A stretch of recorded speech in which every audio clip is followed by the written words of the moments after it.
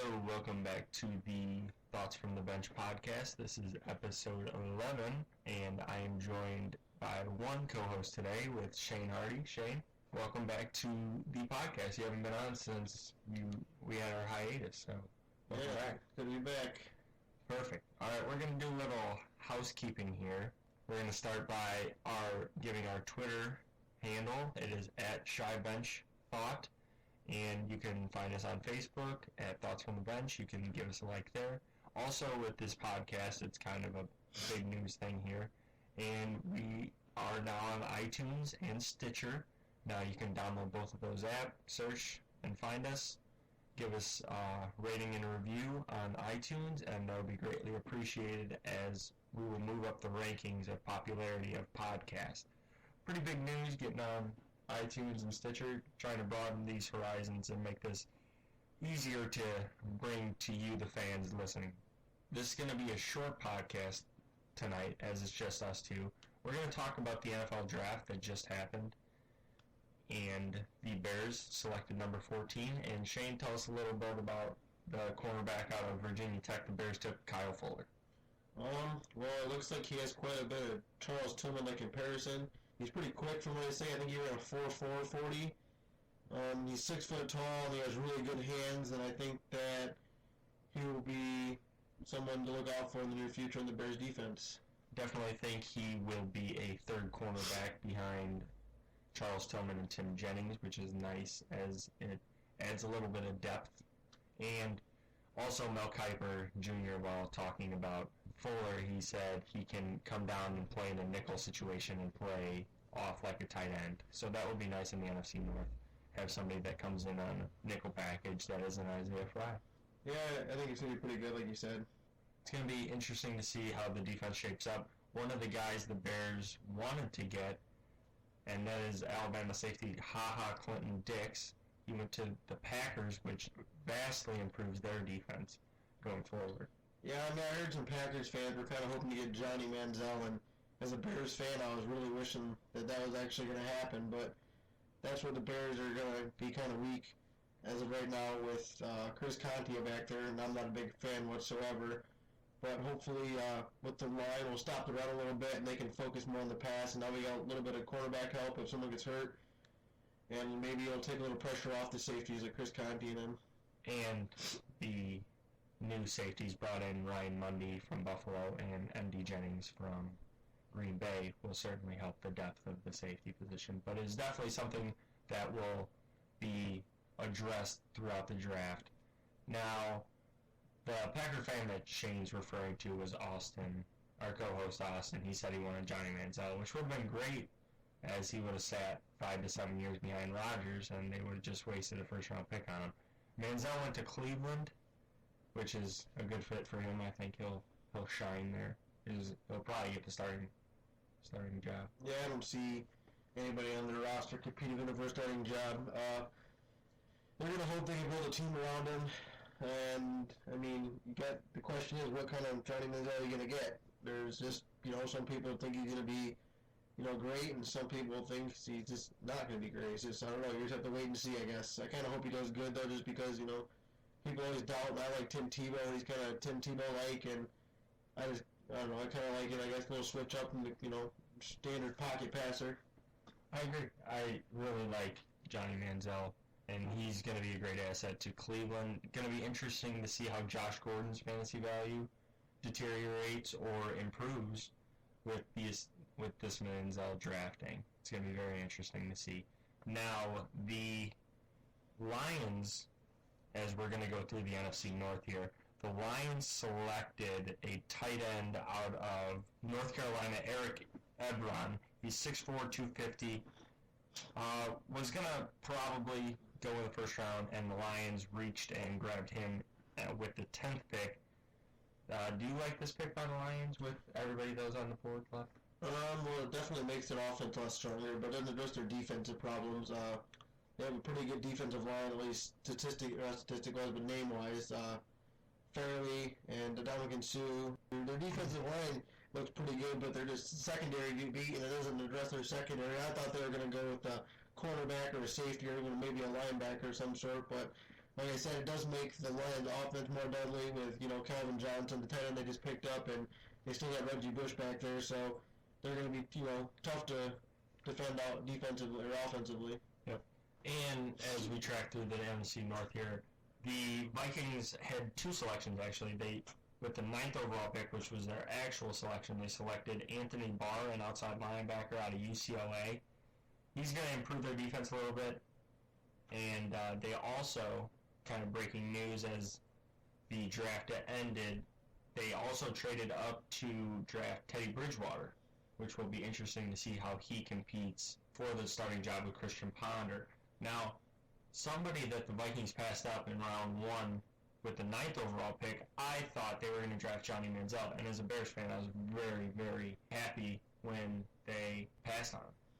Yeah, like Luke said, I was pretty happy when the Vikings and Packers after, well, not even the Packers, but the Vikings and everybody else, kind of passed on him up in the division because you never know where he's going to be. He could be, he can be super good in the league. You don't know where he's going to be, and I think with Adrian Peterson back there, and then you have to worry about the presence of play action with Johnny Manziel, and from his pro day where we saw he learned how to threw the ball pretty well, and I just think it would, make a mess for the division.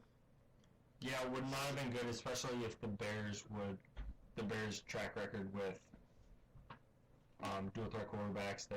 Russell Wilson comes to mind, and Colin Kaepernick. It's just gonna be really, really. It would have been really tough if they would have drafted Johnny Manziel. Now we're gonna jump into talking about the Chicago Blackhawks, who play Game 4 tomorrow night in Minnesota. That's Friday. The Hawks had a terrible, probably their worst game in the playoffs in Game 3. Do you think they can bounce back? Yeah, I think the Hawks will bounce back. They just didn't like Luke said. They didn't look like they were on their game. They're constantly getting took off the puck. Kind of sloppy at times. They're making a lot of turnovers. I think that they're going to come out. They're going to be hitting hard. Last game there was a kind of they're getting a little rough towards the end of the game, which I like to see in a hockey game. And I think they're going to come out hitting hard, and they're not going to be as took off the puck as easy, and I think they're going to be a little bit more conservative as well. I agree with that. It's going to be very interesting to see how the Blackhawks come out and respond to this adversity. Now, they just went on a 6-game winning streak, and they just lose 1 game, so I don't want to completely start panicking. The Blackhawks still have a stranglehold on the series, but I believe they'll win Game 4 and finish it off in Chicago in 5. Yeah, it's always nice to finish it off in front of the home crowd, especially the United Center is always pumped up to watch the Hawks. Yes, and they will play the winner of the LA Kings Anaheim Ducks series, so that will be interesting. I wonder if the rematch will happen of last year's Western Conference Finals with the Kings, which will be very interesting to see. Both teams are definitely hot and could be on a crash course, which would be nice to see. Yeah, I mean, if I want, if I want to watch a better hockey game, I think that, especially talking about the rivalry last year in the playoffs, I think that the Kings and Blackhawks thing, I think it's going to be one of the series for the books. I think it would be, incredibly hard hitting. I think there's going to be a lot of emotions brought in from last year into it, and I think it's going to be a great series to watch if that's how it ends up. I believe that if the Hawks play the Kings, they will have a home ice advantage, but if they play the Ducks, they will not. I believe that's how it's going to go.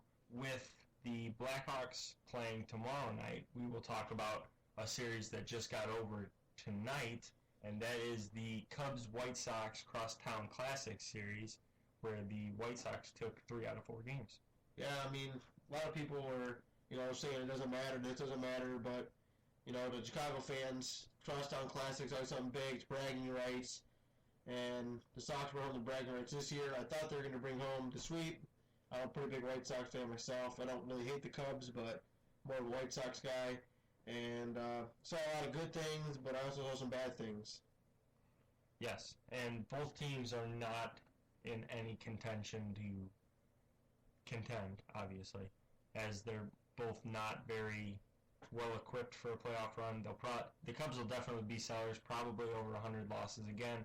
I could see the White Sox hanging in for a little bit with Abreu, and especially when Sale comes back from his injury, he's going to be dominant as usual. So the White Sox can hang around, probably get 70, 75 wins around there. The Cubs will probably be at 68 to 73. 73 is probably pushing it. But both teams probably are not in the playoff hunt and probably won't be. Maybe next year with the Cubs and White Sox, maybe that'd be a cool story. I'm interested to see when the Cubs and White Sox are both in playoff contention, how great this series will be again. Yeah, I think it'd mean a lot more. I think that the Chicago baseball fans will start to come out a little bit. I know the Sox games are, pretty empty for the most part, and the Cubs usually, keep a pretty full house, but I think that you go back to the Sosa days, you look at Wrigley Field then, and now I think, the crowd's more into it then, and same thing with the White Sox, the Frank Thomas and everything. And in 2005, I think once the both teams are in playoff, I think you see some of the fans who kind of go into hiding when they do bad will come out. I mean, the same thing happened with the Blackhawks, in my opinion. There was, they were good, and then they started getting good, and then all the Blackhawks fans kind of came out from hiding and went to the game and showed their love for the team. But I think that's going to happen with this baseball teams too here in the future because they both got really good farm systems right now. Yep, and definitely good fan bases around there when each team is winning. So it'll be fun to watch, and let's just hope it comes sooner rather than later. We're going to jump into our final thoughts now. I'll hand it off to you for your final thought. My final thoughts, actually, I'm going to talk about Jose Abreu. I mean, who isn't talking about Jose Abreu right now? He just got put on the cover of Sports Illustrated. He got Rookie of the Month last month. And Player of the Year. Or Player of the Month. Player of the Month. He's coming out. People thought he was going to come out hot, but man, he's just doing fantastic right now. He's kind of keeping, Sox fans alive right now because they're not playing so hot. People are excited for this kid. And even though he's 26? Yeah, I'm not sure how he's not as young as a normal rookie, but you got good long road ahead of him, it looks like, and hopefully he can stay healthy because I think he will maybe step into the role as next Paul Konerko for the White Sox. Mm-hmm. Definitely a fan favorite, and could be someone who can contribute for the White Sox for the long term. My final thought is going to be talking about Carmelo Anthony. He was in Chicago yesterday and today. Apparently he got his haircut at a barber yesterday and today in Chicago, and is now in Chicago with his wife. His wife is reportedly going to be on the Steve Harvey show, so I don't know what exactly this means, but it's nice to have Carmelo in the city and hopefully soaking up the glory and the tradition and maybe want to take a pay cut and come here. Yeah, I mean, that's what it really comes down to is if Carmelo's going to take the pay cut or not. But can you imagine that, Derrick Rose, Jimmy Butler, Carmelo Anthony, Taj Gibson, and Joakim Noah starting the lineup next year? I mean, look out. I mean, especially if Taj plays weight in the playoffs, I think that Taj kind of feeds off Noah emotionally, and Taj is a very emotional player. And I think if they play at high levels, Melo will be Melo. Jimmy Butler's been playing great for the Bulls lately. And I think if Derrick Rose comes back and just, even if he's an average guard in the league, I think that they'll still be in pretty good shape. Yep, they just need somebody to put the ball in the basket, and it's been the same tune for the last 4 years with the Bulls. They just need somebody who is an offensive threat. And we had it with Derrick Rose, didn't have a second scorer, but now if we can get Carmelo, Derrick Rose becomes that second scorer. Even if he doesn't come back all the way, he could still be somebody who can create his own shot and get to the rim. Then you got to think about, Joakim Noah now. Mm-hmm. People don't think about him as a offensive presence as much because obviously defensive player of the year, but he did very good for the Bulls this year in scoring and, scored a lot of big buckets for us, to make it to the play, get in the playoffs and stuff. Yes, sir. And that will conclude tonight's episode of the Thoughts from the Bench podcast, number 11.